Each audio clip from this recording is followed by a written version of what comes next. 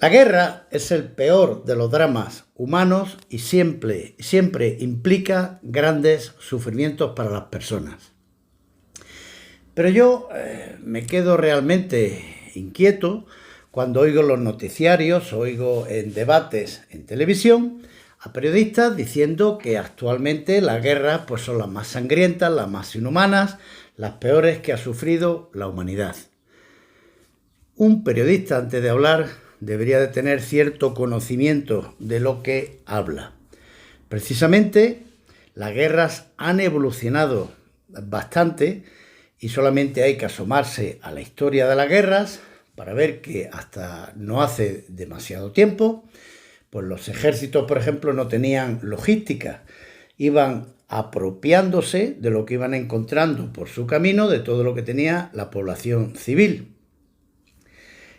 Los heridos en el campo de batalla normalmente no se recogían, quedaban abandonados a su suerte y gran parte de ellos pues morían de sus heridas, de infecciones, de hambre o de sed. Pero que incluso poblaciones cercanas, los desaprensivos, iban allí a despojarlos de su uniforme, de sus vestidos, de su ropa, de sus botas, incluso de sus dientes. Ya no solamente que fueran dientes de oro, las dentaduras de los soldados muertos y heridos, a los que si eran compasivos le ayudaban a morir, pues se cogían para hacer dentaduras postizas. La población civil en un conflicto era totalmente obviada, nadie pensaba en ellos. En la Segunda Guerra Mundial hemos visto grandes campañas, en un día se bombardeaba por muchos bombarderos una ciudad completa y se producían en una sola jornada tantas víctimas como vemos ahora en guerras actuales. En la Segunda Guerra Mundial también se usaron mujeres del enemigo como prostitutas de los soldados. Eso era otra práctica muy común y habitual en todas las guerras. No. La guerra actualmente es terrible, es un gran sufrimiento, pero es muchísimo más humana que las guerras de hace 150 años para atrás. ¿Y por qué? Pues por un fenómeno que es el derecho internacional humanitario. La parcela del derecho que más ha evolucionado en los últimos tiempos. Y su impulso inicial se lo debemos a un gran hombre, Henri Dunant, un suizo que no era militar, no era político, no era abogado, no era ni tan siquiera licenciado en alguna universidad, pero que tuvo la valentía, la sensibilidad de crear las primeras piedras de ese derecho internacional humanitario que hoy en día hace nuestras guerras dramáticas, pero algo más humanas y compasivas. Vamos a conocer a este gran hombre, Henri Dunant. Henri nace en Ginebra, en Suiza, en 1828.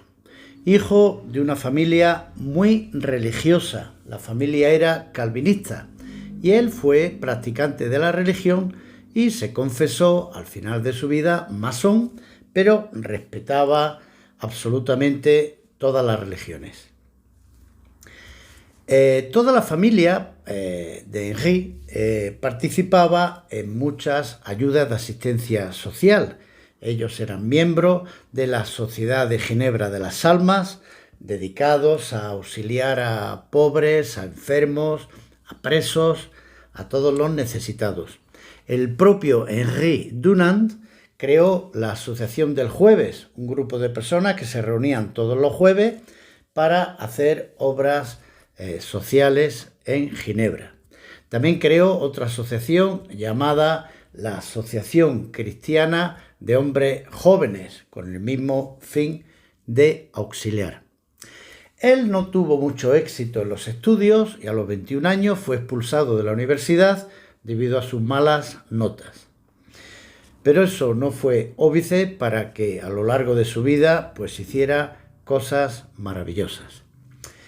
Henri Dunant fue empleado de banca, fue progresando y asumiendo algunos negocios personales, decidió invertir en algunos campos en Túnez, tuvo muchos problemas con la burocracia francesa, entonces Túnez era una colonia francesa, y en 1859, agobiado por esas dificultades que encontraba en Túnez, se le ocurre ir a donde estaba Napoleón III, el emperador de Francia, no Napoleón Bonaparte, sino su sobrino Napoleón III, por cierto, casado con una granadina, la emperatriz Eugenia de Montijo. Una interesante historia.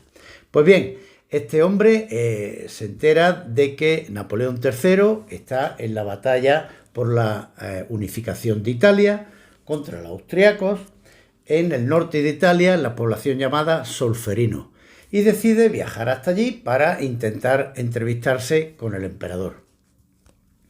Llega al día siguiente de la triste batalla de Solferino, donde se enfrentan unos 120.000 soldados franceses e italianos contra unos 100.000 soldados austriacos.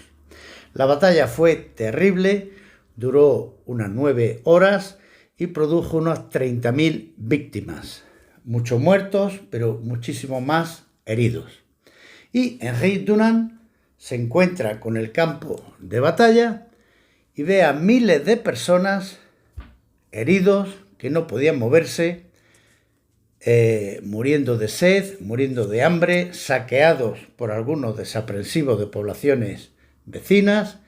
Él se conmueve y piensa que tiene que hacer algo. Visita las poblaciones de alrededor, convence fundamentalmente a las mujeres de crear unos equipos para ir a auxiliar con agua, con comida e intentar ayudar a esos desvalidos. Consigue fondos para hacer un hospital de campaña donde puede remediar las heridas de los miles de heridos que allí se encontraban, y consigue que el ejército victorioso, que fue el franco-italiano, liberara al personal sanitario austriaco para que fueran a socorrer a sus enfermos. En fin, hizo una gran obra y vuelve a Suiza totalmente conmocionado por lo que vio en la batalla de Solferino, y decidió que tenía que hacer algo de mayor calado y trascendencia para la humanidad. En 1861 se proclama, después de la batalla de Solferino, el Estado de Italia, y en 1862 Henri Dunant publica con su propio dinero un libro llamado Recuerdos de Solferino. Él lo va regalando fundamentalmente a líderes políticos militares para ir creando un estado de opinión, y en ese libro Recuerdos de Solferino pues relata el gran drama que vio de heridos abandonados en el campo de batalla sin que nadie los socorriera. Entonces él propugnaba dos ideas fundamentales en su libro. Primero, que se creara un cuerpo de voluntarios uniformados que pudieran ir a las batallas, asistir a los heridos y fundamentalmente después de la confrontación, pues que ayudaran a todos los necesitados. Eso se fue realizando en el futuro, pues con todas las asociaciones nacionales de la Cruz Roja que existen hoy en día, 192, la Cruz Roja francesa, la Cruz Roja de Reino Unido, la Cruz Roja española, la Cruz Roja argentina, etcétera, etcétera, etcétera.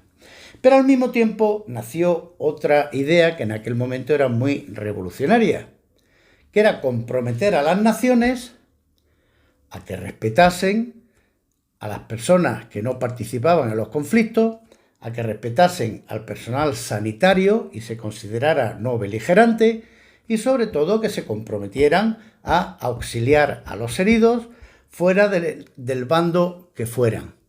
Y así empezaron a nacer los famosos convenios de Ginebra. Hay 4 grandes convenios de Ginebra. Está el de 1864, de protección de heridos y personal sanitario en los conflictos. En 1906, protección de los heridos y náufragos en las guerras de la mar. El de 1929, sobre trato de prisioneros de guerra. el de 1949 sobre el respeto a la vida y a las propiedades de los civiles que se encuentran dentro de una guerra.